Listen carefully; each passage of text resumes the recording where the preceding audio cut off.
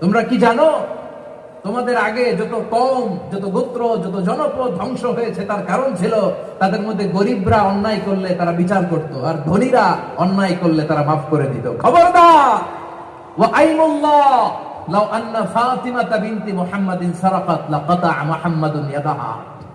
বিশ্বনবী বললেন, আরে ওসামা, বানু মাখজুমিয়ার এই প্রেস্টিজিয়াস এন্ড ডিগনিফাইড ফ্যামিলির মেয়ে তো দূর কি বাত, অনেক দূরের কথা।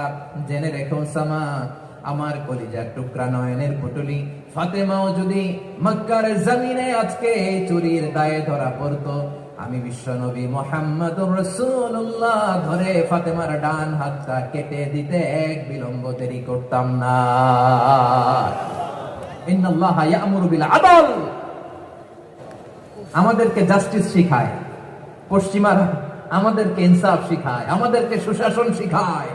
আর ইনসাফ, সুশাসন, ন্যায় বিচার, সুবিচার, জাস্টিস কারে বলে বিশ্বনবীর বায়োগ্রাফি থেকে জেনে নাও।